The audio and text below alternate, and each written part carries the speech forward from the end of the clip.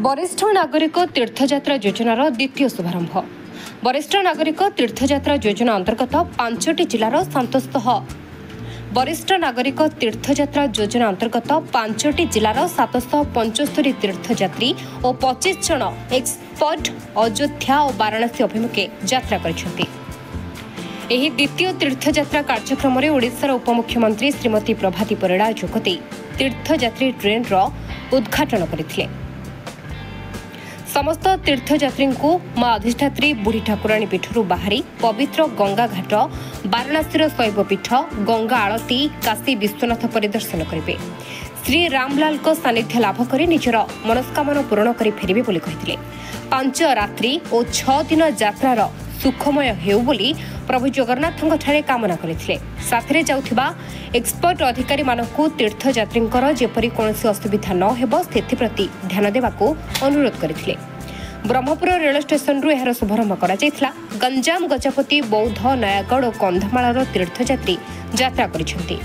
गजपति जिल्लारू 72, नयागढ़ 119 जन, कंधमालू 91 जन, बौद्धरू 55 और गंजामरू 438 जन तीर्थयात्री सामिल होइछन्ति।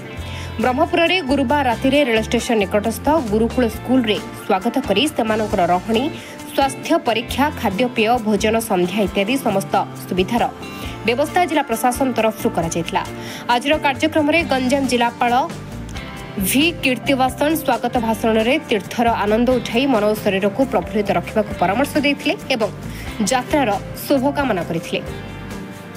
ब्रह्मपुर आरक्षी अधीक्षक डॉक्टर श्रवण विवेक एम, ब्रह्मपुर महानगर निगम कमिशनर प्रथमेश अरविंद राजश्री के, पर्यटन विभाग अतिरिक्त शासन सचिव डॉक्टर रुद्र नारायण दास, जिला सभापति सरोज सावत मंचासन थे। पर्यटन अधिकारी पार्थसारथी हांसदा धन्यवाद अर्पण करते। आज ब्रह्मपुर गस्त अवसर में मां बुढ़ी ठाकुराणी दर्शन कर जगत कल्याण प्रार्थना करने बुढ़ी ठाकुराणी प्रसिद्ध शक्तिपीठर सर्वांगीन विकास कार्यकारी होता उन्नयन कार्यर समीक्षा करथिले ओडिशा सरकार उपमुख्यमंत्री Shrimati Prabhati Parida. Bureau report, headlines Odisha. आज द्वितीय ब्रह्मपुर गला एथिरे आईआरसीटीसी एवं पर्यटन विभाग समन्वय होउची। जिल्लार जिलापाल तीर्थयात्री को घरू आनिबा, तांको राति रे रखिबा, पुणी तांको बुलेई नबा आउ पुणी आनिले तांको घर जाए छाड़ीबार दायित्व जिला प्रशासन तुलौची। तेणु आज 775 जन, गंजाम 438, गजपतिर 72, कंधमाल 91, बौद्धर 55, नयागढ़ 119 एमती सर्वमोट 775 जन तीर्थयात्री जाउचंती। गंगा आलती करिवे, वाराणसी रे काशी विश्वनाथ दर्शन करिवे, गंगा घाटरे थिबा मंदिर गुड़िक परिदर्शन करिवे एवं शेष रे अयोध्या रे रामलाल सानिध्य लाभ करिवे, दर्शन करिवे।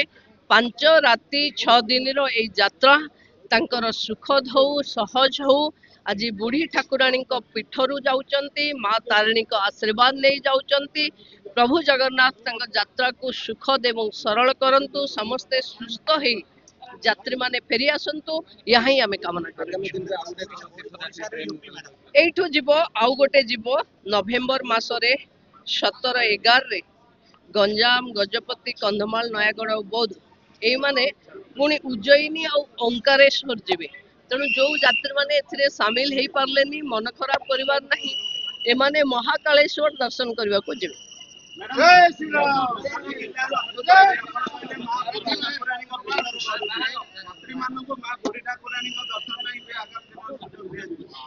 एबे तो प्रति गाँव रो लोक दर्शन करने आसवे, माँ को आशीर्वाद नहीं कि लोक दूर जाउचंती। तेणु आशीर्वाद दरकार से हुए जब दूर यात्रा हुए। तेणु माँ का आशीर्वाद रे समस्त यात्रा सहज और सुखद हो, यहाँ प्रार्थना। आशा दास